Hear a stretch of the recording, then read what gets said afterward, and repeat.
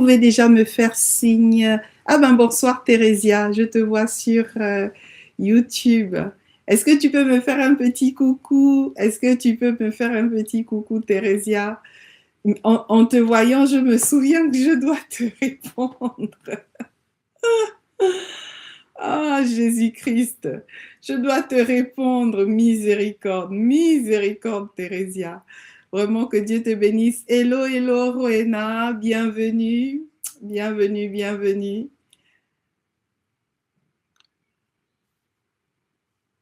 J'espère que vous allez bien, que vous avez passé une excellente journée. Et j'espère que vous avez déjà préparé vos questions parce que on va passer ce moment ensemble. Hein. Ça va être une petite heure, mais une petite heure où voilà, on va pouvoir échanger sur ce que vous avez vécu, ce que vous avez expérimenté. Éventuellement, si vous avez des témoignages aussi, voilà, vous n'hésitez pas à les partager. En tous les cas, je suis preneuse de témoignages. Voilà. Donc, dites-moi dans le chat. Ok, ah ben parfait. Parfait. Non, non, franchement, je suis preneuse de questions parce que le but n'est pas que je sois seule. Hein. Bon, c'est vrai que dans tout ce qui est live, c'est un peu ça, on va dire, le côté moins chaleureux parce qu'on peut pas interagir directement et moi, j'aime énormément interagir. Bonsoir, bonsoir Job, bienvenue, bienvenue. Alors, je vois Job 5719. Bienvenue Job. Je sais pas d'où tu es connecté, mais bienvenue. Je suis en train de demander aux uns et aux autres de, voilà, de me faire part des questions parce que le but, c'est de pouvoir passer cette heure ensemble et faire en sorte que, voilà, je ne me sente pas toute seule devant mon écran, quoi. Wally Walou. Donc, tu peux déjà poser tes questions, hein, Thérésia, ça nous permettra peut-être d'être efficace aussi et puis de commencer à orienter un peu les choses en tenant compte des, voilà, de vos questions parce qu'une heure, ça passe vite finalement. Et je me rends bien compte que, voilà, quand je commence à parler, je parle et je parle et je parle et je me rends pas compte que je prends beaucoup de temps. Donc, si tu veux, oui, tu peux déjà me partager tes questions. Au moins, on pourra, voilà, on va dire, nous orienter directement vers ce qui est utile. Voilà. OK.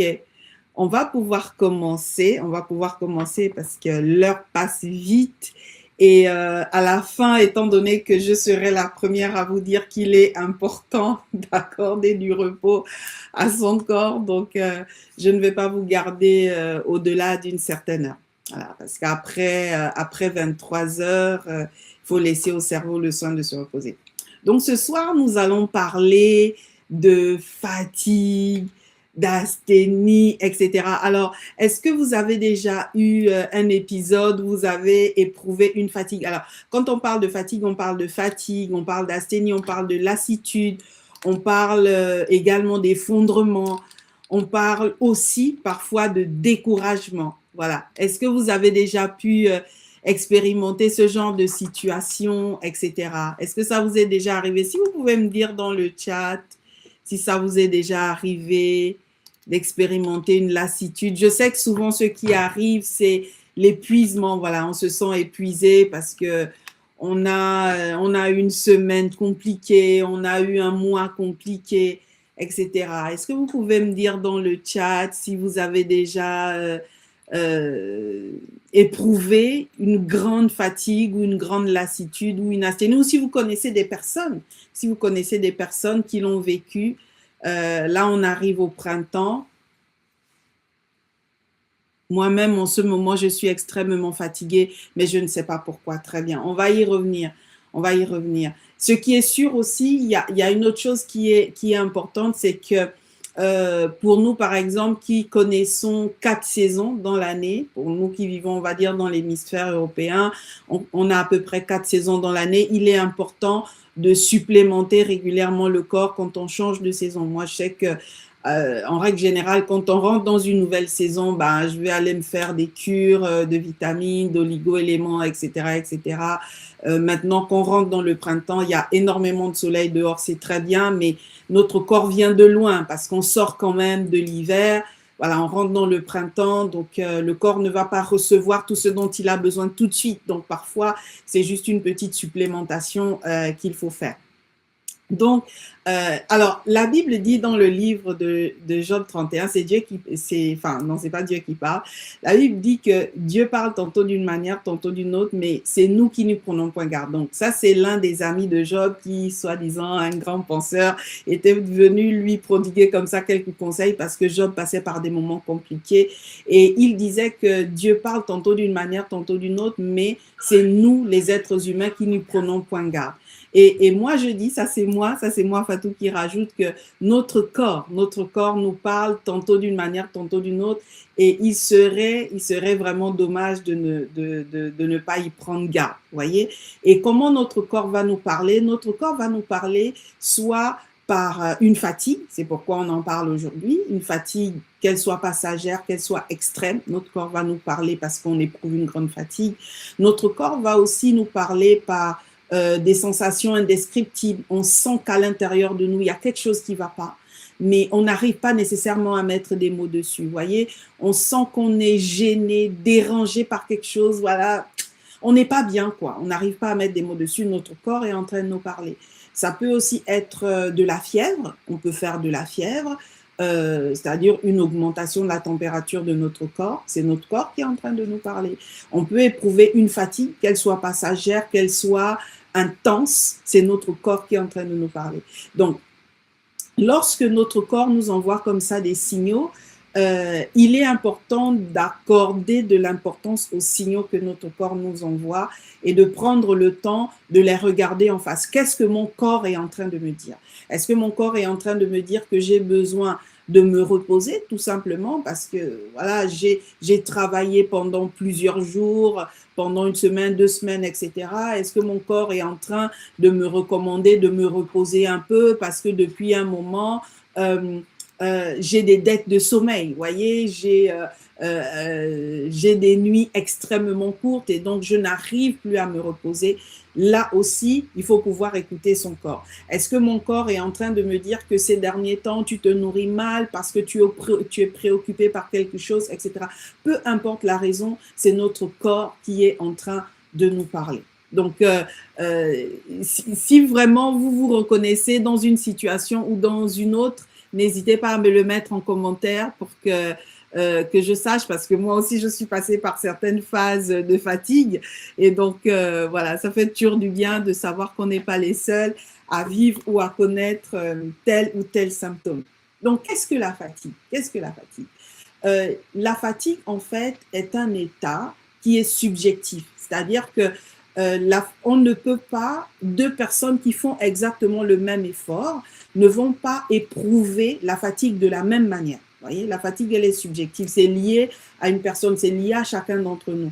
Et c'est pourquoi parfois, quand les parents vous disent « Oui, mais il est 11 heures et tu dis que tu es fatigué, mais qu'est-ce que tu fais ?» Voilà, je ne sais pas si vous avez vécu ça. Moi, je sais que quand j'étais adolescente et que j'avais souvent besoin de me reposer un peu, souvent on me disait « Mais il est déjà 10 heures, mais c'est quoi ça? C'est quoi cette fatigue, etc. » Oui, parce que j'avais besoin de beaucoup plus d'heures de sommeil pour pouvoir récupérer par rapport à d'autres. Donc, la fatigue est quelque chose de subjectif.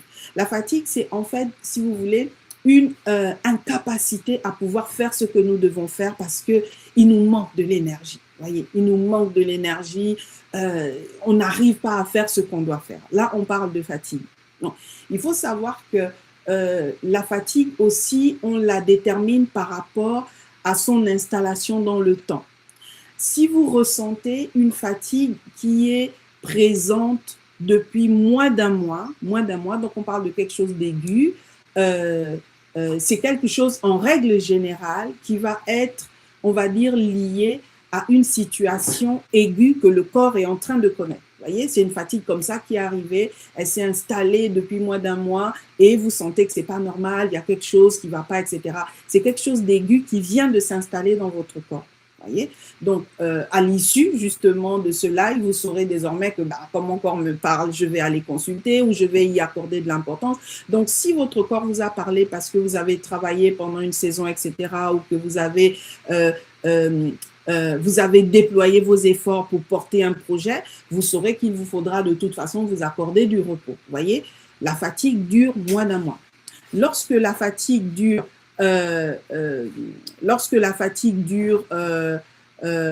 depuis, on va dire, entre 1 et 6 mois, on commence à parler de quelque chose qui devient beaucoup plus important. Vous voyez, on ne parle pas encore de chronique parce qu'on est entre 1 et 6 mois. Donc, on commence à parler d'une fatigue qui commence à s'installer et là, on commence à parler de fatigue prolongée. Vous voyez, elle est prolongée parce qu'elle commence à durer un peu dans le temps.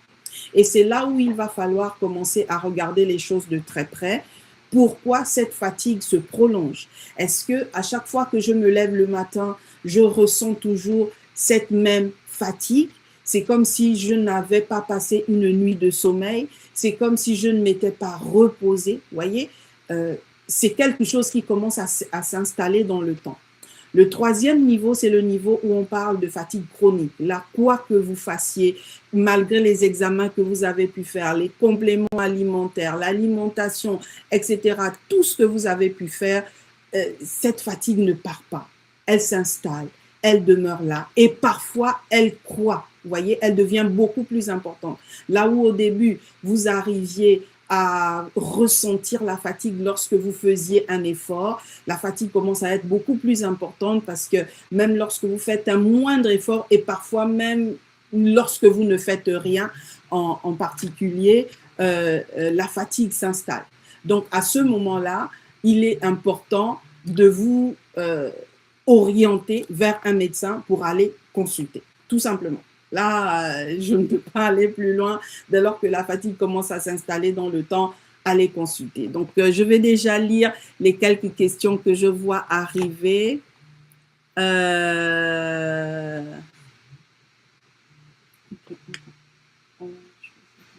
Ok, alors je vais juste lire déjà les questions. Comment rééduquer son corps après une longue période de fatigue? J'ai l'impression que cette déformation est comme une sangsue. Alors, ah oui. Je dors 2 à 3 heures maximum depuis quelques mois, donc je pense que c'est lié à ce que tu dis. Tout à fait, parce que 2 à 3 heures par nuit, c'est très peu. C'est très peu, parce qu'il faut aussi savoir que le cerveau a besoin de déconnecter. Vous voyez, le cerveau a besoin de déconnecter, le cerveau a besoin de se reposer.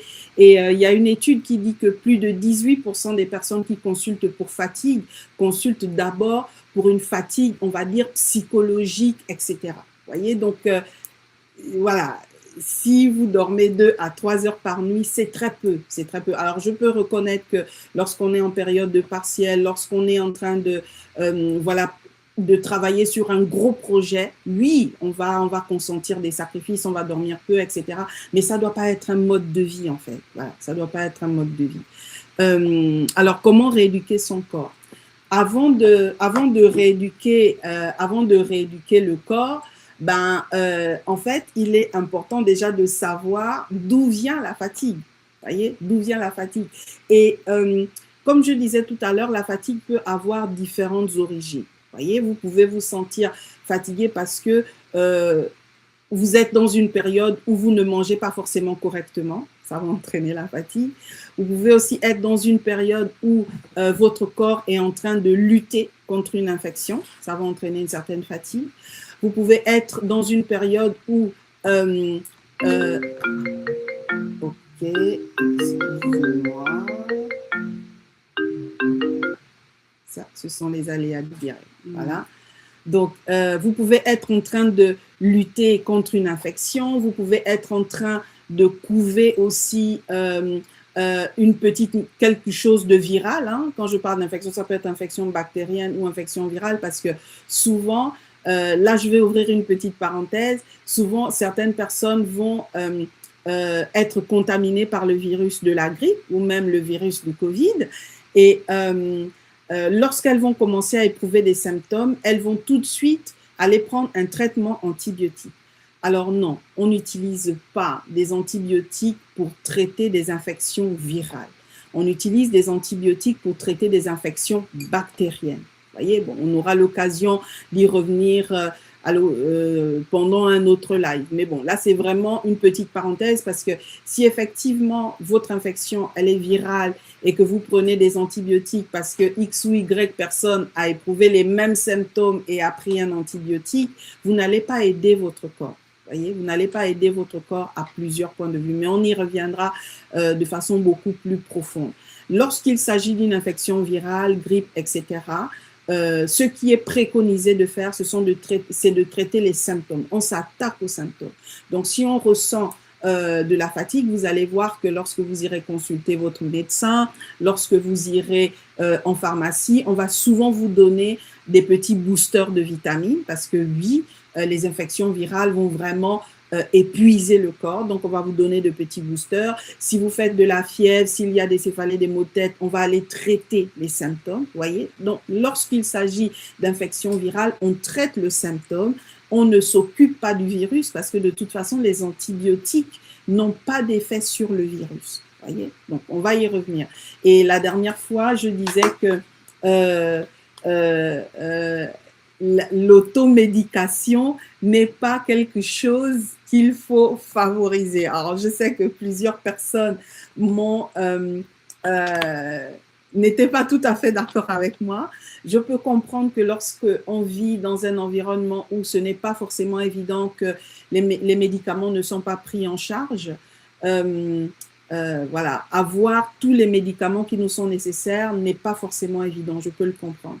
Mais pour des personnes qui vivent en France, où on va dire que les médicaments qui nous sont prescrits par des médecins sont souvent pris en charge pour une très grande partie d'entre eux, voilà, il n'y a pas besoin d'aller prendre un médicament parce que quelqu'un d'autre l'avait pris, soi-disant qu'elle avait les mêmes symptômes que nous, donc je peux prendre le même médicament pour avoir les mêmes résultats. Non, l'automédication est quelque chose qu'il faut éviter au maximum. Mais on aura l'occasion d'en reparler à l'occasion d'un autre live où on reviendra sur ces petites habitudes qui peuvent ne pas être efficaces. Donc, la fatigue peut aussi être due justement à un effet indésirable de médicaments. Vous voyez, souvent, on va prendre certains traitements et les traitements, lorsqu'ils vont aller agir dans le corps, ils vont aller épuiser davantage le corps. Voilà. Donc, si vous prenez un traitement, lisez la notice et regardez ce qui est noté. Est-ce que la notice fait mention de fatigue au moment où on prend le traitement? Dans ce cas, c'est justifié. Vous voyez, on est en train de parler des choses, somme toute, assez faciles à identifier pour pouvoir expliquer une fatigue qui survient. Lorsque ce n'est pas lié à un traitement, lorsqu'il n'y a pas de diabète déséquilibré, lorsqu'il n'y a pas de problème de thyroïde, lorsqu'il n'y a pas de problème de rein, lorsqu'il n'y a pas de problème cardiaque, etc. La fatigue peut aussi être liée à, on va dire, une fatigue morale. Pourquoi la fatigue morale? Parce que vous êtes, par exemple, dans un environnement de travail où, on va dire, en continu, vos valeurs sont mises à rude épreuve. Je vous donne un exemple. Vous travaillez dans un environnement où votre responsable vient lutter contre vos valeurs à vous. Vous voyez, ce qui vous tient à cœur. Ça, au bout d'un moment, il va entraîner en vous un épuisement moral.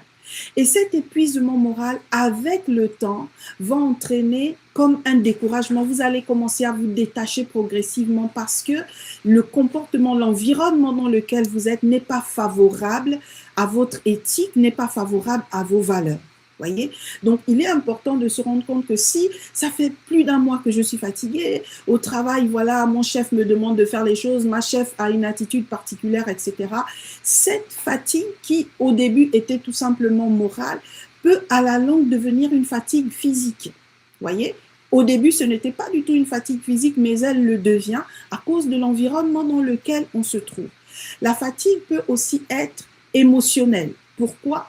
Parce que vous êtes dans un environnement où vous devez être le plus fort, vous portez les autres, vous donnez plus que tout le monde, tout le monde compte sur vous, tout le monde vous regarde, tout le monde, voilà. En fait, c'est vous qui portez, voyez. Et donc, émotionnellement, vous donnez beaucoup. Et on va dire qu'il il ne vous en reste pas assez pour vous-même, surtout lorsqu'en face de vous, vous ne recevez rien. Voyez, donc ça va entraîner une fatigue émotionnelle. Et bien évidemment, on en avait déjà parlé, la surcharge mentale, lorsque vous êtes assailli par, on va dire, des sursollicitations professionnelles qui font que votre cerveau n'a pas le temps de pouvoir revenir à un état basal et on a un stress qui s'installe, etc., etc. Il y a aussi des personnes qui vont commencer à développer des pseudo-dépressions parce qu'elles sont confrontées à des situations de la vie de tous les jours, la vie d'étudiants en l'occurrence, qui font qu'elles n'arrivent pas à joindre les deux bouts. Donc, il y a comme une fatigue qui va s'installer à cause de cet environnement.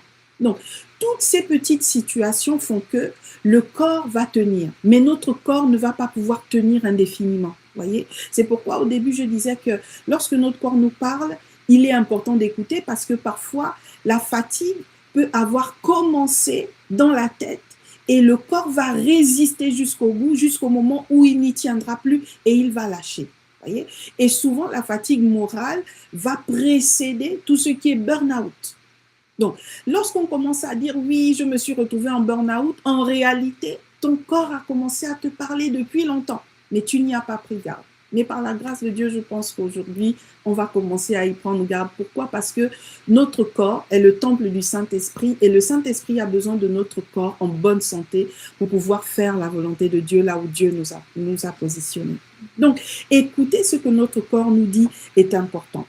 Alors, je vais lire avec vous quelques passages parce qu'on est en train de parler de fatigue, mais comme je le disais tout à l'heure, lorsque la fatigue commence à s'étaler, lorsque la fatigue commence à durer dans le temps, qu'est-ce qui se passe? Donc, le premier passage que je vais lire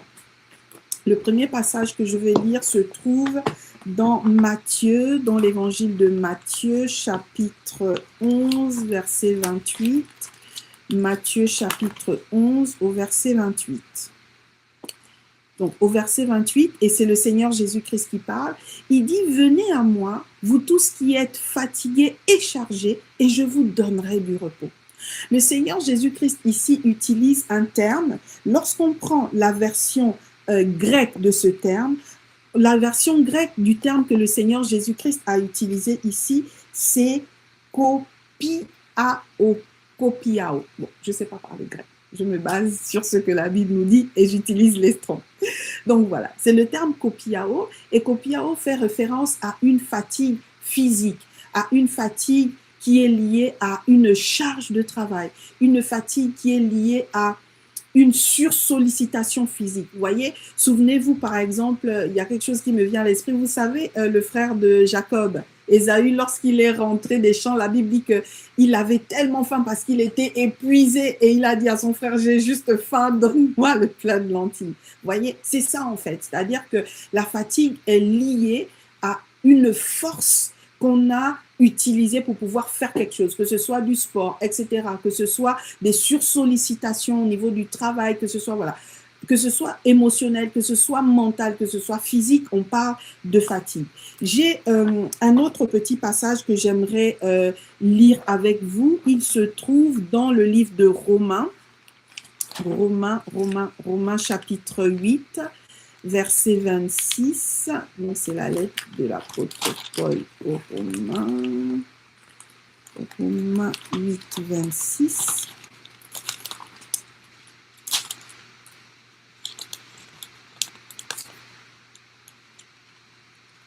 Je suis en train de lire vos questions en même temps, comment sortir d'une fatigue émotionnelle. Alors, Romains 8, 26, je vais déjà le lire. De même aussi, l'Esprit nous aide dans nos faiblesses, car nous ne savons pas ce qu'il convient de demander dans nos prières. Le terme faiblesse qui est utilisé ici, c'est le terme asthénéia. Voyez, c'est le terme asthénéia. Ce n'est pas le même terme que le Seigneur Jésus-Christ a utilisé pour fatigue. Le terme asthénéia fait référence à une fatigue qui n'est pas liée au travail. C'est une fatigue qui est liée à une sursollicitation du corps au-delà de la force qui serait nécessaire pour faire un travail. De quoi on est en train de parler ici? On est en train de parler de faiblesse, on est en train de parler de maladie, on est en train de parler d'effondrement. C'est le même terme qui est utilisé lorsque le Seigneur Jésus-Christ était en train, vous voyez, lorsqu'il avait les grumeaux, la sueur qui se transformait en grumeaux de sang. La Bible dit qu'un ange est venu pour le fortifier. Vous voyez, tellement il était en asthénéia. La Bible dit qu'il était tellement faible qu'il agonisait tellement il était mal. C'est le terme asthénéia qui a été utilisé. C'est le même terme asthénéia qui a été utilisé pour la femme vous savez, pour laquelle le Seigneur Jésus-Christ a prié, qui avait été infirme pendant 18 ans. C'est le même terme asthénéia qui a été utilisé. Donc, c'est quoi l'asthénie? L'asthénie est différente de la fatigue. Lorsqu'on parle de fatigue, on parle de quelque chose de réversible. On parle d'une situation qui a été causée par quelque chose qu'on a fait, comme un travail, ou qui est lié à une infection virale, etc., etc. En règle générale, c'est plutôt aigu. Vous voyez, ça va durer moins d'un mois. Lorsque ça commence à se prolonger dans le temps, ça commence à se chroniciser, on commence à parler d'asthénie, et surtout lorsqu'il y a besoin de guérison. Le terme asthénéia dans l'Ancien Testament, c'est celui qu'on retrouve notamment dans tout ce qui concerne Rapha. Lorsque vous allez par exemple lire Ésaïe 35 verset 3, c'est le terme Rapha qui est utilisé. Lorsque vous allez voir Daniel, dans le livre de Daniel chapitre, je pense que c'est le chapitre 8 ou chapitre 9, la Bible dit qu'il se sentait mal et son corps était malade. Vous voyez, le corps de Daniel était malade. C'est le terme asthénéia en hébreu qui a été utilisé, l'équivalent du terme asthénéia, et vous allez retrouver Rapha dans ce terme-là. Donc vous comprenez maintenant pourquoi la Bible parle de El Rapha, Dieu qui me guérit. Il guérit de quoi? Il guérit de l'asthénéia. Donc vous commencez à voir que lorsqu'on parle de fatigue, on va aller traiter le problème à la racine. Vous voyez, on traite à la racine. Si mon corps a besoin de repos, je vais me reposer. Si mon corps a un déséquilibre hormonal, on va résoudre l'équilibre hormonal. Si mon corps n'a pas suffisamment de fer et donc il se retrouve en anémie, on va traiter l'anémie. Vous voyez, on va aller traiter la cause pour réduire le problème de la fatigue. Si c'est un problème alimentaire, comme on l'a vu au début, on va aller corriger l'alimentation. Si c'est un problème qui est lié au manque de repos, on va aller corriger le manque de repos en s'accordant du repos. Vous voyez, donc en fait, cette première partie-là, il faut traiter la cause. Quand on traite la cause, le corps va mieux. Tandis que l'asthénie, c'est complètement différent. Parce que lorsqu'on rentre dans la période d'asthénie, en règle générale, il y a un mal beaucoup plus important. Voyez? Donc, ça va être souvent porté par une maladie. Donc, vous allez retrouver des personnes qui se retrouvent en fatigue chronique pendant plus de 6 mois parce qu'il y a une maladie qui s'est installée. Vous voyez, je ne vais pas lister ici toutes les maladies, c'est pas le but. Le plus important, c'est de se dire, ok, si je ressens de la fatigue, ça fait combien de temps que je la ressens? Et si ça fait plus de 2 mois, 3 mois, je vais consulter. Le médecin aura besoin de faire des prises de sang. Le médecin va poser beaucoup de questions sur notre mode de vie, etc. Le médecin va par exemple vous demander, ok, depuis que vous vous sentez fatigué, est-ce que vous avez constaté quelque chose en particulier? Vous allez dire, oui, depuis que je me sens fatigué, j'ai par exemple constaté qu'il y a des boutons qui sont apparus sur ma peau et j'ai par exemple mal au genou. Vous voyez, pour le médecin, c'est déjà une information très importante. C'est-à-dire qu'il y a 2 organes qui sont touchés. Il faut vraiment s'arrêter là-dessus. C'est pas une fatigue comme ça, c'est pas une lubie en fait. Vous voyez? Donc, il y a plusieurs petits éléments sur lesquels il faut s'arrêter. À partir de quel moment on commence à tirer la sonnette d'alarme? Au moment où vous éprouvez une grande fatigue, vous perdez du poids, il y a une fièvre associée, vous avez des sueurs nocturnes, il y a du sang dans le crachat, il y a du sang dans les selles, etc. Là, franchement, en plus de la Sainte Seine, allez consulter. Parce que clairement, votre corps est en train d'exprimer quelque chose de grave. Voyez? Donc, il peut arriver que ce soit quelque chose de résolutif, c'est-à-dire qu'une fois qu'on aura mis le traitement, ça va se résoudre, mais il vaut mieux anticiper les choses. Voyez, il vaut mieux anticiper les choses et traiter les choses à la racine. Lorsque c'est lié à une fatigue morale, lorsque c'est lié à une surcharge mentale, lorsque c'est lié à une fatigue émotionnelle, il y a quelqu'un qui m'a dit comment faire pour sortir de la fatigue émotionnelle. Il faut s'extraire de la cause. Voyez, si par exemple, je prends un exemple. Vous êtes infirmière à l'hôpital, vous allez voir que mes exemples vont beaucoup tourner autour de tout ce qui est médical, etc. Bon, c'est un peu mon environnement. Donc, mais si vous avez d'autres exemples, mettez-les-moi, hein, ou en fonction de mon exemple, s'il y en a d'autres qui vous parlent, n'hésitez pas aussi à nous partager. Admettons que vous soyez infirmière, que vous travaillez dans un environnement très, très challengeant comme les soins palliatifs où on voit souvent des gens en fin de vie, on voit souvent des gens partir. Émotionnellement, c'est très, très prenant. Vous voyez, c'est très prenant. Lorsque vous vous rendez compte que vous donnez tellement parce que vous accompagnez les gens, parce que vous êtes quelqu'un de très empathique, etc., vous faites en sorte de donner le maximum aux personnes pour qu'elles soient bien, vous aussi, vous avez besoin d'un exutoire. Voyez, vous avez besoin d'un exutoire. Vous avez besoin, vous aussi, qu'on vous en donne. Vous avez besoin que votre cerveau déconnecte. Donc, si vous vous retrouvez dans ce genre d'environnement de temps en temps, et surtout quand vous ne travaillez pas, déconnectez. Si vous êtes chrétien, j'ai envie de dire, lorsque vous ne travaillez pas, environnez-vous d'une atmosphère de louange, d'une atmosphère de célébration, d'action de grâce, parce que votre cerveau émotionnel a besoin, j'ai envie de dire, qu'on lui donne une bouffée d'oxygène, en fait. Voyez, parce que vous portez beaucoup d'émotions, vous en donnez tellement qu'à, on va dire, à de très rares moments, vous avez l'occasion de déconnecter. Donc, comment on déconnecte? On se déconnecte déjà en se soustrayant de la cause. Quelle est la cause qui m'épuise émotionnellement? Qu'est-ce qui m'épuise? Si c'est quelqu'un qui vous épuise parce que vous êtes dans une relation toxique, excusez-moi, mais soustrayez-vous.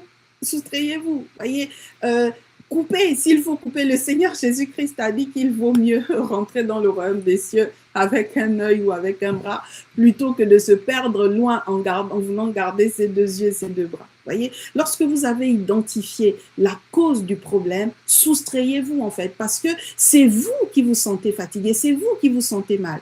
Et il faut savoir que le corps n'est pas sans limite.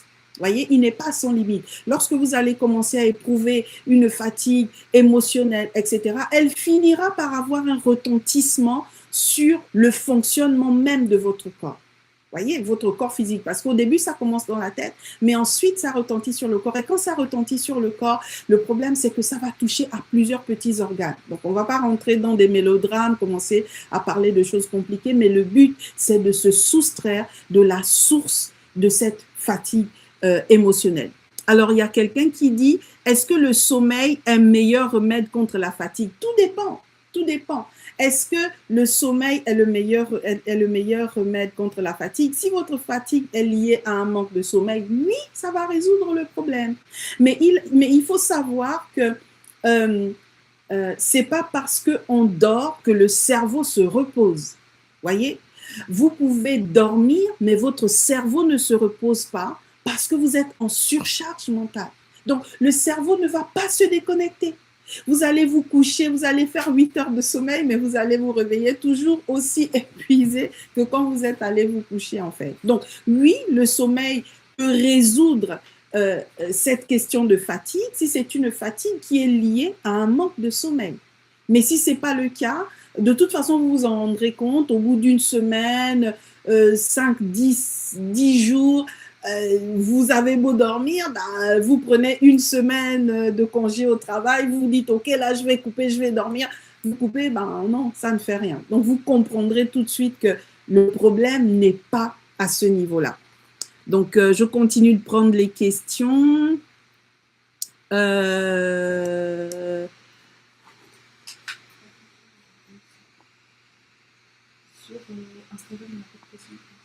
OK. D'accord, donc je continue.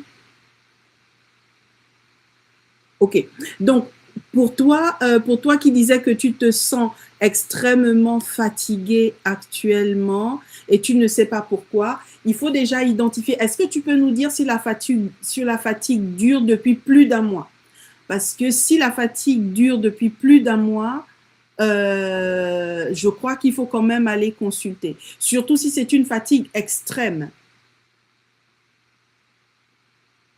Tout à fait, tout à fait. Il y a Lydie qui nous dit que si c'est une fatigue mentale, le sommeil aide rarement parce que ça se passe dans la tête en fait. Et effectivement, quand on va aller se coucher, on va dire que le sommeil ne va pas faire en sorte que le cerveau déconnecte. Donc, non. La fatigue mentale, si vous voulez, est vraiment liée au fait que nos valeurs soient toucher, voyez, ce qui est important pour vous. Si vous êtes par exemple quelqu'un qui accorde beaucoup d'importance à la justice et qu'autour de vous, il y a des personnes qui se comportent de façon injuste, ça va vous toucher en fait. Voyez, au début, ça va juste être quelque chose qui vous met mal à l'aise, mais avec le temps, ça va entraîner une fatigue morale. Donc, le fait de dire, OK, je vais aller me coucher, c'est pas ça qui va résoudre le problème parce que le lendemain, lorsque vous irez au travail, eh bien, vous serez exposé à la même chose. Voyez, donc, la même fatigue morale sera présente. Donc, dans ces cas-là, il faut oser en parler, en fait. Il faut oser dire, moi, je ne suis pas d'accord. Si vous le pouvez, hein, si vous le pouvez, parce que parfois, on ne peut pas trop le dire, mais trouver quelqu'un avec qui en parler. Voyez, si c'est votre supérieur hiérarchique, votre N plus je ne sais pas combien, qui est un pervers narcissique et qui ne sait faire que ça, épuiser les ressources autour de lui, allez lui dire, écoutez, monsieur, voilà votre comportement met en porte-à-faux mes valeurs, il ne va pas comprendre. Au contraire, il va en jouer. Voyez, donc en fonction de la personne qui est en face de vous, en fonction de la source de cette fatigue morale, trouvez la bonne attitude, mais parlez-en. Parlez-en. Ce qu'il ne faut pas, c'est tomber dans la rumination, parce que quand on commence à ruminer, on est en train d'amener le cerveau à explorer des voies qui ne vont pas l'aider. Voyez, donc parlez-en, et s'il y a moyen de s'en soustraire, eh bien on s'en soustrait, parce qu'il en va de nous en fait. Voyez, si c'est une fatigue chronique, oui, dès lors qu'on a dépassé les 1 mois et que, alors, il y a des moments où la fatigue va être chronique. Je prends l'exemple, c'est une petite parenthèse que j'ouvre. Il y a des femmes qui perdent énormément de sang à cause de troubles menstruels. Voilà, c'est pas le sujet aujourd'hui, donc on va pas l'aborder. À cause de troubles menstruels, elles vont perdre énormément de sang. Donc en réalité, elles sont dans une forme de fatigue chronique parce que de cycle en cycle, elles n'ont pas le temps de remonter leur taux d'hémoglobine. Voyez? Donc, effectivement, il y a une fatigue chronique qui va s'installer. Donc, dans ces cas-là, on ne va pas dire, OK, on va aller chercher la cause. La cause, on la connaît. Voyez? Idem, si c'est quelqu'un, si vous connaissez par exemple quelqu'un qui a un tempérament, on va dire un peu dépressif parce que la personne est passée par une situation particulière, on sait que cette personne a une fragilité mentale et même émotionnelle et cognitive, et donc il va souvent entraîner des fatigues. Donc lorsque la personne va vous dire oui, je suis fatiguée, tu vas dire ah mais ça fait 4 mois que tu me dis que tu es fatiguée, on a jeûné, on a pris des nuits de prière, etc., etc. Oui, la personne ne fait pas semblant en fait. Voyez, elle ne fait pas semblant, elle est en train, son corps porte quelque chose qui fait en sorte que elle passe par cette fatigue. Voyez, donc il y a des personnes pour qui, oui, il va falloir aller faire des prises de sang, il va falloir aller faire un bilan parfois approfondi. Le médecin va vous poser énormément de questions. Si on arrive à retrouver la raison tout de suite, gloire à Dieu, gloire à Dieu. Il va pouvoir vous donner tout ce qu'il faut pour pouvoir vous remonter. Mais lorsqu'on n'arrive pas à retrouver la cause, j'ai envie de dire, n'allez pas trop vite, parce que souvent je l'entends, hein, ah non, mais on n'a pas trouvé de cause, donc c'est spirituel. Vous voyez? Parfois non, parfois non. Parfois il faut vraiment prendre le temps de chercher. Voyez? Il faut vraiment prendre le temps de chercher. Il ne faut pas dire je suis allé voir mon médecin, il m'a fait une prise de sang, il n'a rien trouvé, donc c'est spirituel. Non. Alors, lorsqu'on commence à parler d'asthénie, oui, on commence à tomber dans une dimension spirituelle, parce que lorsqu'on commence à parler de maladie, on sait qu'on a un esprit d'infirmité qui est prêt à, on va dire, nous faire du mal. OK, mais on ne va pas commencer par là. Voyez, on ne va pas commencer par là. Et surtout, si votre corps passe par une situation de fatigue, c'est pas le moment de rentrer dans des jeûnes interminables. C'est pas le moment. Voyez, c'est pas le moment, c'est pas le plus sage. La Bible nous enseigne que le Seigneur Jésus-Christ, et là j'en reviens à la fatigue, lorsqu'il était en train, vous savez, il descendait ou il montait de la Samarie, je sais plus trop, il s'est assis au niveau du puits de Jacob, vous allez retrouver la référence, il s'est assis au niveau du puits de Jacob et il a vu cette Samaritaine en fait qui venait au puits puiser de l'eau. Il était fatigué, il n'était pas asthénique, il était fatigué. Voyez? Donc, lorsque vous vous rendez compte qu'il y a une fatigue qui arrive, qu'est-ce qu'il a fait le Seigneur Jésus-Christ? Il s'est assis, tout simplement. Donc, le fait de vous dire, OK, je passe par une période de fatigue, je me coupe, je fais un break d'une semaine dans le service, je fais un break d'une semaine ou de quelques jours au travail, ce n'est pas un péché en fait. Voyez, vous n'êtes pas en train de pécher. Vous êtes au contraire en train d'appliquer ce qu'on appelle la loi du repos. Voyez? Donc, il faut... Ah, pardon, j'ai pas vu. Pardon. Ok, donc j'essaie de remonter, Alors, c'est vrai que quand je parle, j'ai tendance à oublier de lire les questions. Ok. Ok, donc ça, on l'a vu. Si on laisse traîner, c'est la déprime ou la dépression qui peut arriver. Alors, ça dépend parce que si on laisse traîner, tout dépend de la cause. Hein. Parce que si la cause de cette fatigue chronique qui dure depuis plus de 6 mois est quelque chose d'hormonal, par exemple, ben, ça peut être dommageable. Si c'est la thyroïde qui ne fonctionne plus très bien et que vous laissez votre thyroïde dans cet état-là, oui, il peut se passer des choses beaucoup plus graves que ça. Voyez, si c'est, enfin, on va pas rentrer dans des choses compliquées, mais voilà, ça peut être les reins, tout simplement, vos reins, une petite infection rénale qui aurait pu se traiter rapidement avec un traitement antibiotique qu'on a laissé s'installer parce que ça n'a justement pas été diagnostiqué. Ben là, on va aller vers quelque chose de beaucoup plus compliqué. Voyez, donc il y a des mots en fonction de la cause. Oui, on peut se retrouver dans une forme de déprime, mais voilà, ça peut aussi entraîner une maladie sur un autre organe qui va se compliquer. Voilà. Donc tout dépend de la cause et il est vraiment important de déterminer la cause de cette fatigue chronique. Oui, parce que bon, les femmes, et en particulier souvent les femmes, quand elles sont mariées et qu'elles ont des enfants, quand elles vont dire je suis fatiguée, ça c'est, voilà. Donc bon, on va pas rentrer là-bas. Oui, alors comme je le disais tout à l'heure, on commence à parler d'asthénie lorsque la fatigue devient, entre griffes, injustifiée. Voyez, on a dormi, la fatigue est toujours aussi présente, elle est là depuis très longtemps. On a fait des bilans, on a tout fait, mais la fatigue est toujours aussi présente et toujours aussi importante. Là, on parle d'asthénie. L'asthénie fait référence à une maladie sous-jacente. Là où la fatigue fait référence soit à un effort, soit à quelque chose de passager, à quelque chose d'aigu. Vous voyez, une situation, je prends l'exemple d'un rhume. Quelqu'un qui chope le virus de la grippe va faire un rhume, son corps va être fatigué. Vous voyez, ça va durer quoi? 4-5 jours. Vous voyez? Ok, ça n'a pas duré 1 mois. Mais si ça commence à durer 2 mois, 3 mois, on commence à parler d'asthénie. Donc, dans la notion d'asthénie, on a, dans le terme asthénie, on a une notion de maladie sous-jacente. On a une notion de quelque chose de beaucoup je dirais de beaucoup plus important, parce que ça peut ne pas être très grave, mais ça peut être beaucoup plus important pour une chose pour laquelle, en tous les cas, il faut prendre le temps de s'arrêter. Que faire quand la fatigue fait partie du quotidien? Oui, alors que faire quand la fatigue fait partie du quotidien? Il faut la traiter. Il faut la traiter il faut traiter la fatigue. Ce qu'il ne faut pas faire, c'est subir. Vous voyez, c'est subir et puis se dire de toute façon, je suis fatiguée, les gens ne me comprennent pas, j'ai beau dire, etc. Je vais laisser ça comme ça et puis bon ben voilà, je vais prendre des vitamines et puis ça va aller. Non. Si la fatigue dure depuis plus d'1 mois et si ça dure depuis plus de 6 mois, allez consulter, peu importe ce que les gens vont dire, il est important qu'on sache à quoi elle est liée. Si vous êtes allé consulter, que vous avez fait une batterie d'examens, etc., et qu'on n'a pas pu identifier la cause, à partir de ce moment-là, ok, on va rentrer dans tout ce qui est combat spirituel, etc. Voyez, parce que on ne va pas nier aussi hein, que voilà, le diable fait son travail derrière.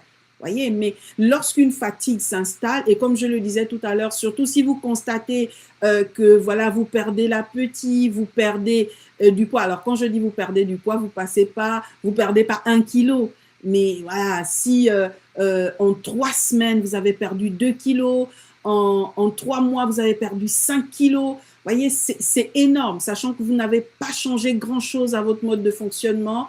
Voilà, il faut consulter. Vous avez de la fièvre, vous avez des sueurs nocturnes, vous voyez des traces de sang, ce genre de choses. En tous les cas, il y a une fatigue qui est là, mais il y a d'autres petits symptômes qui dérangent. Vous avez les articulations qui font mal, vous avez des ganglions qui commencent à enfler, qui sont, voilà. Voyez, vous sentez que ça ne va pas. Allez consulter. Voyez, allez consulter. Il vaut mieux aller consulter et que un diagnostic soit posé. La Bible nous dit que le Seigneur Jésus-Christ a obtenu le nom au-dessus de tout nom. Ça veut dire que peu importe le diagnostic qu'on va vous poser, le nom de Jésus est au-dessus de tous ces diagnostics. Donc, il vaut mieux connaître la raison pour laquelle notre corps passe par cette situation et pouvoir le combattre valablement dans la prière parce qu'on va justement opposer le nom de Jésus. Voyez? Tandis que j'ai envie de dire envoyer des coups d'épée dans l'eau parce qu'on ne sait pas contre quoi on est en train de combattre. Donc, le fait d'aller faire un bilan nous permet d'avoir des réponses et nous permet de savoir comment dealer avec cette situation. Mais je le dis quand même ici, pour plusieurs parmi nous, souvent ça commence dans la tête. Souvent, ça commence dans la tête. Donc, si nous-mêmes, on a déjà un tempérament où on laisse beaucoup de choses traîner en nous, on laisse des pensées qu'on ne doit pas accepter traîner en nous, il faut savoir que les pensées sont portées par notre âme. Voyez? Et la Bible nous dit que nous sommes tels les pensées de notre âme. Donc, si on laisse des choses qui ne doivent pas demeurer en nous demeurer, elles vont finir par avoir un impact sur notre corps. Voyez? Donc, non, il ne faut pas négliger. Il ne faut pas négliger. J'ai envie de dire, même si tout le monde, personne ne te croit plus, lorsque tu vas aller dire aux gens, actuellement, je passe par une période particulière, je suis fatiguée, les gens vont dire, oui, mais c'est une excuse, etc. C'est de la paresse, tu ne veux pas faire ci, tu ne veux pas faire ça. Moi, je te crois. Si personne ne te croit, moi, je te crois. Voilà. Va juste consulter et que le Seigneur permette qu'on puisse identifier la raison de cette fatigue. Et surtout qu'on a l'impression que personne ne comprend, qu'on dérange à en parler à notre entourage. Parfois, il vaut mieux ne pas parler à des personnes qui ne nous comprennent pas parce que ce qu'on porte dans notre corps leur est étranger. Au début, je disais que la fatigue était quelque chose de subjectif. Deux personnes vont faire exactement la même chose, elles ne vont pas éprouver le même niveau de fatigue. Voyez, parce qu'il y en a qui ont une capacité de récupération beaucoup plus importante. J'ai lu une étude, je ne sais pas s'il y a des hommes connectés, j'ai lu une étude qui disait en fait que les femmes récupéraient au niveau musculaire beaucoup plus vite que les hommes. Bon, je dis ça, je m'arrête là. Voyez, donc deux personnes n'ont pas la même capacité de récupération. Donc, lorsque vous allez dire à certaines personnes, ah non, mais là, je me sens extrêmement fatiguée, la personne va dire, mais attends, nous tous, on a travaillé de la même manière, là, c'est bon, on a eu 2-3 jours de repos, ça y est, c'est bon, on repart. Et toi, tu leur dis, non, moi, j'ai encore besoin de repos, les personnes n'écoutent pas. J'ai envie de dire, c'est toi qui vis à l'intérieur, toi l'esprit, tu vis à l'intérieur de ton corps. Donc si tu sens que ton corps a besoin de repos, accorde-lui le repos dont il est nécessaire. Et pendant que tu t'accordes ce temps de repos, environne-toi d'une atmosphère qui va permettre à ton âme de recevoir autre chose. C'est pourquoi au début je parlais de atmosphère de louange. Voyez, une atmosphère de louange, une atmosphère de célébration. Pourquoi je ne dis pas atmosphère d'adoration? Parce que l'adoration implique un sacrifice et un don. Souvenez-vous de la première fois où Dieu a parlé d'adoration, c'était quand Abraham devait sacrifier Isaac. Voyez, quand on rentre dans l'adoration, il faut être prêt à lâcher quelque chose. Tandis que quand tu es dans une atmosphère de louange, la Bible dit que Dieu siège au milieu de la louange parce que tu crées une atmosphère de joie. Tu montres à Dieu que ta joie ne dépend pas de ce que tu ressens, tu vois. Et Dieu aime ce niveau de foi-là. Donc, ça va attirer la présence de Dieu. Ça va attirer un parfum d'agréable odeur.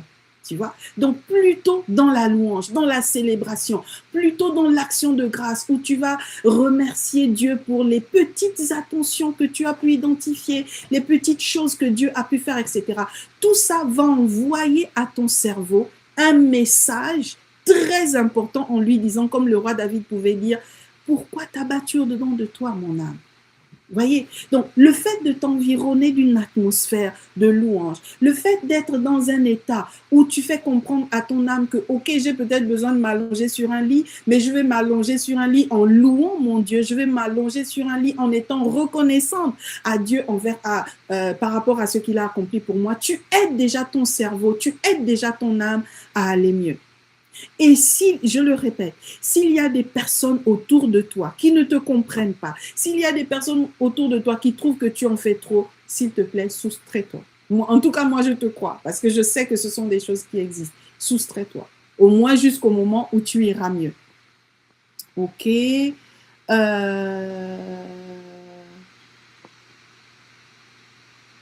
Donc, je continue de regarder. Oui. Les maladies ne sont-elles pas un moyen de l'ennemi de nous ralentir? Bien sûr que si, bien sûr que si. Et même, alors, vous allez lire certains passages dans la Bible où on va, par exemple, si je prends l'exemple du roi Saül, vous voyez, le roi Saül qui a été le premier roi du peuple d'Israël, la Bible dit explicitement que lorsque l'Esprit de Dieu l'a quitté, un mauvais esprit est venu habiter en lui. Voyez? Mais en réalité, c'est pas Dieu qui a dit, ok, je t'enlève mon esprit et j'envoie une maladie. Voyez? Non, Dieu ne fabrique pas des maladies. Dieu n'est pas quelqu'un qui envoie, qui donne des cadeaux empoisonnés. Non. Lorsqu'une maladie arrive, la maladie vient du diable. Point. Voyez? Aucune maladie ne vient de Dieu. Aucune. Il peut arriver qu'on fasse des erreurs.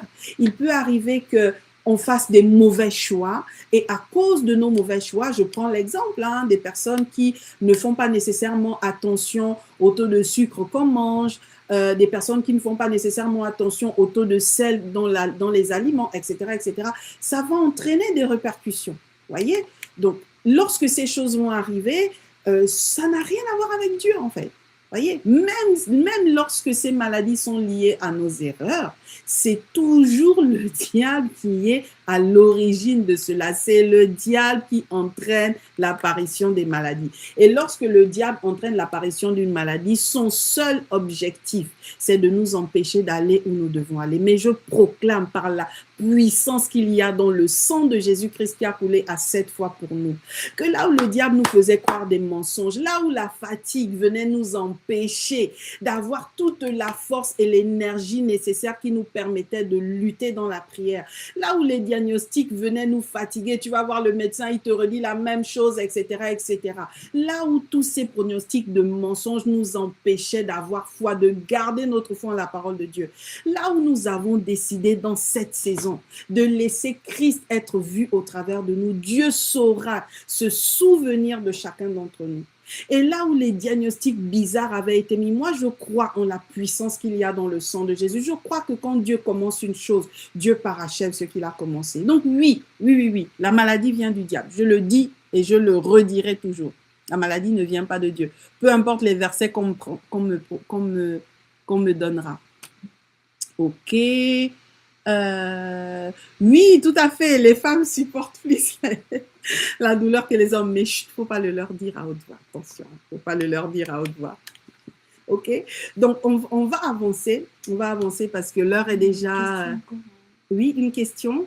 C'était une question, mais je vais commenter une question en même temps. Ok. Je viens même de chez le médecin, je pense que je viens. Ok. Je passe par cette période de fatigue.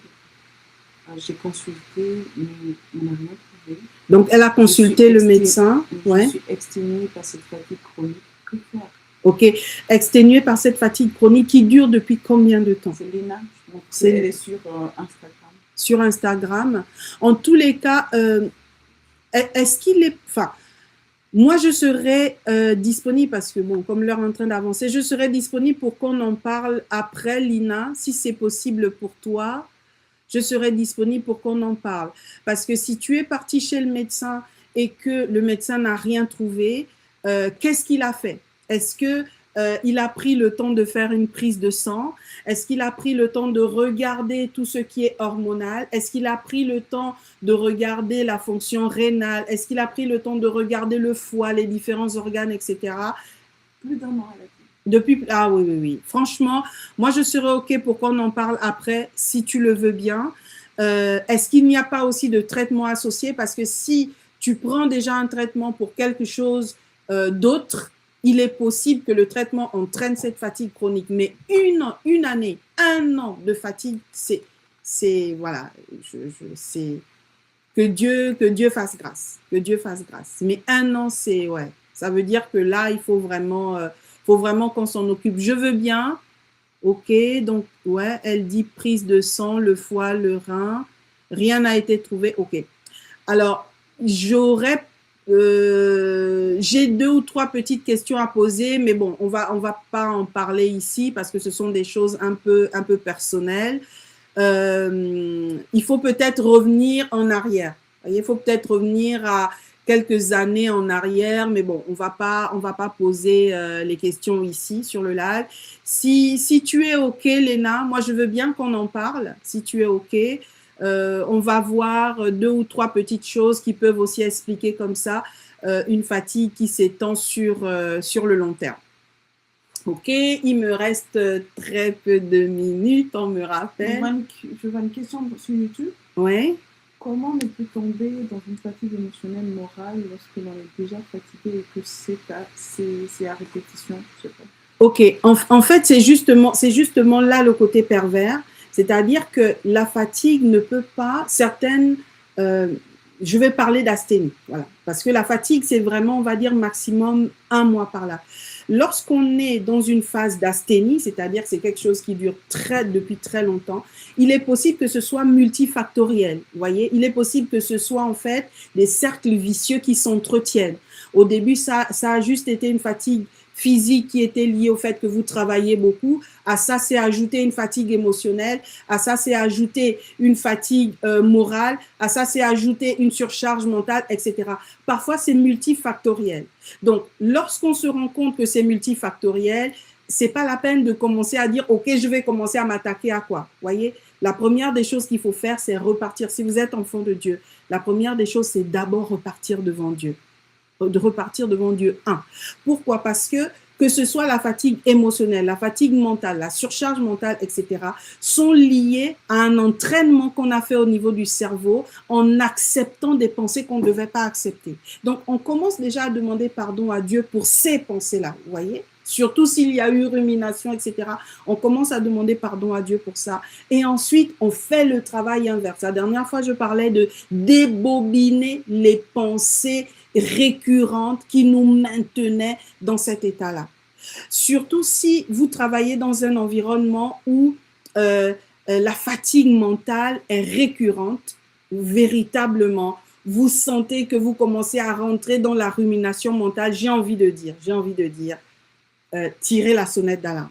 Voilà. Parce que ce qui va se passer, c'est que là où aucun organe n'était touché au début, les organes vont commencer à être touchés les uns après les autres. Donc, comme le dit ici, voilà, comment ne plus tomber dans la fatigue émotionnelle et morale lorsqu'on est déjà très fragilisé. Oui, on est très fragilisé parce que c'est une situation dans laquelle on demeure.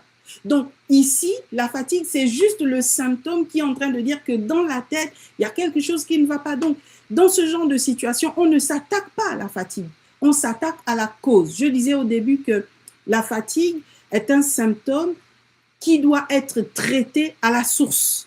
Vous voyez, notre corps nous parle en disant « voici ce qui se passe » et il le manifeste par la fatigue.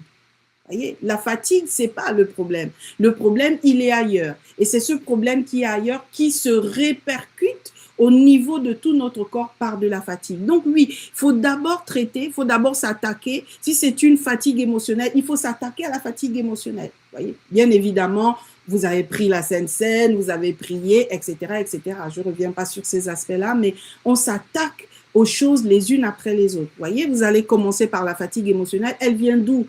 Est-ce que c'est lié à un environnement dans lequel vous êtes. Si c'est une fatigue morale, est-ce que c'est lié à un environnement professionnel, à un environnement familial dans lequel vous êtes? Vous voyez, il faut s'attaquer aux choses les unes après les autres parce qu'on a l'impression que tout ça, c'est dans la tête, mais en réalité, c'est compartimenté. Ce ne sont pas les mêmes parties du cerveau qui sont concernées ici. Vous voyez? Mais la répercussion, c'est la fatigue.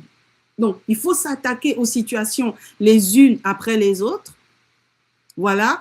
Et ensuite, vous allez voir que lorsqu'au niveau du cerveau, ça va aller mieux, je vais quand même vous faire un témoignage. Je suis en train de réfléchir à si je vais vous faire le témoignage. Je vais vous faire le témoignage d'une personne avec qui on a fait un travail justement parce que elle se sentait pas bien dans son corps. Donc, comme je le disais au début, notre corps nous parle tantôt d'une manière, tantôt d'une autre. Elle ne se sentait pas bien. Et au niveau de ses pensées, c'était compliqué. Il y a des choses qui revenaient. Donc, ça entraînait une fatigue extrême à son niveau. Voyez? Donc, quand on a commencé le travail, on n'a pas commencé par traiter la fatigue. On a commencé par traiter les pensées. Parce que c'était les pensées le problème. Le problème n'était pas la fatigue. Donc, ça nous a pris 3 semaines. Pendant 3 semaines, on a travaillé sur les pensées, etc. Et un jour, ça c'est bon, bien évidemment, il y a eu la prière, on a rajouté la méditation de la parole de Dieu, etc. Et au bout de 3 semaines, par la grâce de Dieu, elle-même, là où elle n'arrivait pas à faire certaines choses chez elle, ça a été une métamorphose en fait. C'est elle qui m'a appelée pour me faire le témoignage de « Ah oui, c'est passé ici, il y a eu tel… » Bref, j'étais tellement reconnaissante à Dieu pour elle. Je disais « Mais Seigneur, merci véritablement pour ce que tu fais. » Vous voyez, le point, c'est pas nécessairement de se dire « Ok, comme je me sens fatiguée, je vais traiter la fatigue. » Non, c'est la cause de la fatigue qu'il faut traiter. Donc, si c'est un problème émotionnel sur lequel c'est ajouté le problème moral, sur lequel c'est ajouté peut-être une surcharge mentale, c'est tout ça qu'il faut traiter en priorité. Et ensuite, on va s'attaquer à la fatigue. Oui, j'ai un peu chaud, mais en région parisienne, il fait chaud. Ok. Je suis en train de regarder… Ok.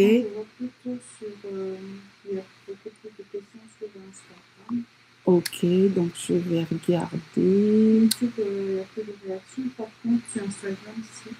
Ok.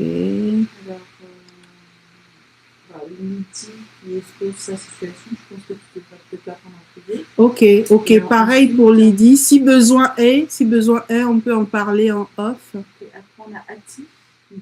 Tout à fait, oui. Alors, il faut savoir que les fatigues chroniques, en fait, on rentre comme dans un cercle vicieux parce que la fatigue chronique va empêcher aux hormones qui… alors, moi, je le dis souvent, lorsque Dieu a créé la femme, Dieu n'a pas créé la femme pour qu'elle souffre avant ses menstrues. Dieu ne l'a pas créée pour souffrir. Donc, le fait que la femme souffre, comme on le disait la dernière fois, c'est les variations hormonales qui, elles aussi, sont subjectives, qui vont entraîner la fatigue. Et ces variations hormonales peuvent avoir un impact d'autant plus important qu'il y a déjà une fatigue sous-jacente. Donc, oui. Il y a Ati qui dit, tu vois, est-ce qu'en tant que chrétien, tu as une asthénie posée relativement connue, on peut parler à un psychologue.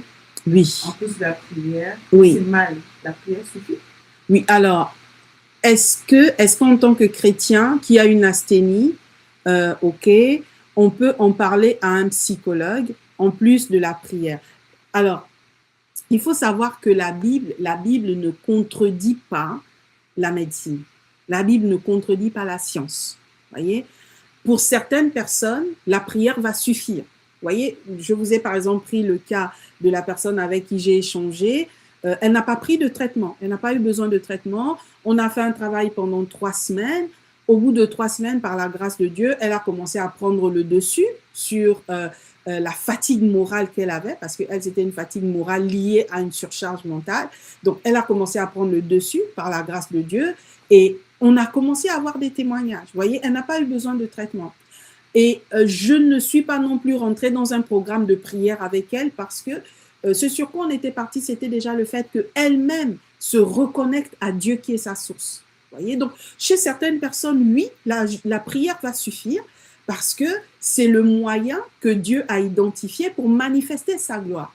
Voyez, lorsque vous regardez, j'aime beaucoup les miracles du Seigneur Jésus. Lorsque vous regardez la pléthore des miracles du Seigneur Jésus, vous allez vous rendre compte qu'il y a des miracles pour lesquels il n'a même pas prié. Regardez la femme à la perte de sang. Il n'a rien fait. Il n'a rien fait. La femme a juste touché la source de puissance qu'il était. Elle a été guérie. Il y en a d'autres que lui-même, il a guéri. Il y en a d'autres qu'il a touché. Il y en a d'autres pour qui il a fait des mixtures, etc., etc. Donc, Dieu reste souverain dans la façon qu'il choisit de nous guérir. Voyez, Dieu reste souverain. L'apôtre Paul disait qu'à plusieurs reprises, il a demandé à Dieu de le délivrer d'une faiblesse, une asthénéia, du coup, et Dieu lui a dit, ma puissance s'accomplit dans la faiblesse. Asthénéia, c'est pas la faiblesse au sens de fatigue, c'était une faiblesse au sens de asthénéia. Donc, c'est Dieu qui reste souverain, voyez. Donc, prier, c'est très bien. Prendre la Sainte Seine, c'est vraiment ce qu'il faut faire. Est-ce qu'il faut aller consulter un psychologue? Bien sûr, bien sûr. J'ai accompagné quelqu'un également qui était accompagné aussi par une psychologue. Donc, on se voyait, elle et moi, et elle avait aussi un accompagnement avec son psychologue. Aujourd'hui, ça a duré, le travail qu'on a fait ensemble a duré 4 semaines. Ça faisait déjà, je pense, 6 mois qu'elle était accompagnée par un psychologue. Vous voyez, donc, ça ne se contredit pas en fait. Ça, Dieu n'est pas contre ça. Notre Père, Dieu le Créateur, est celui qui a tout créé. Voyez, tout ce qui existe, existe par la volonté de Dieu. Le diable fait ce qu'il veut, etc. Mais tout ce qui existe, existe par la volonté de Dieu. Donc, on est arrivé à la fin de ce live. J'espère que j'aurai l'occasion de vous revoir. Si vous connaissez des personnes qui passent par des situations de fatigue, je voulais aborder certains aspects, mais bon, je rends grâce à Dieu. C'est Dieu qui n'a pas permis qu'on en parle. Si vous connaissez des personnes qui passent par des situations de fatigue, qu'elles soient aiguës ou chroniques, vraiment, aidez ces personnes. Si vous avez des besoins particuliers d'éclaircissement, je reste disponible pour apporter ma modeste contribution. Mais dans tous les cas, en termes de fatigue, on traite d'abord le problème à la racine. Ensuite, on ajoute un traitement si besoin est. Dans tous les cas, que Dieu vous bénisse, que Dieu vous garde, que Dieu vous fasse du bien, que le sang de Jésus-Christ parle sur vos vies, que le sang de Jésus-Christ vienne enlever tout ce que le diable essaie d'utiliser pour vous freiner ou pour vous stopper et que véritablement Dieu vous fasse du bien. Donc, on se retrouve dans un mois, dans un mois, le dernier jeudi du mois, le dernier jeudi du mois, on va se retrouver à nouveau sur ce live pour aborder un autre sujet. Donc, s'il y a des sujets sur lesquels vous voulez qu'on revienne, faites-m'en part, parce que moi, il y a des sujets sur lesquels j'aimerais parler, mais s'il y en a d'autres aussi qui vous tiennent particulièrement à cœur, faites-moi part. En tout cas, j'ai été très contente de passer ce moment avec vous. Merci à tous. Je ne vois pas tout le monde, mais merci d'avoir été là. Merci pour vos questions. Merci également pour vos mots. Merci pour vos encouragements. Ça me fait très, très, très, très, très plaisir. Ok. En fait, il faut me contacter directement, soit sur Instagram, soit sur YouTube. En règle générale, moi, je reviens tout de suite derrière vous et puis voilà, on s'échange les numéros sans problème. Voilà. Alors, on fait comment pour parler? Oui, vous pouvez m'envoyer un message sur Instagram et je reviendrai vers vous. Pour pouvoir approfondir le sujet. Oui, moi aussi je vous aime, moi aussi je vous aime. Que Dieu vous garde, prenez soin de vous, vous êtes des personnes merveilleuses et je crois que Dieu va se glorifier au travers de vous. Toute forme de fatigue qui voulait vous maintenir au sol, vous quitte au nom de Jésus. Prenez soin de vous, prenez soin de vos familles. Et je vous dis à bientôt, à bientôt, à bientôt, à bientôt.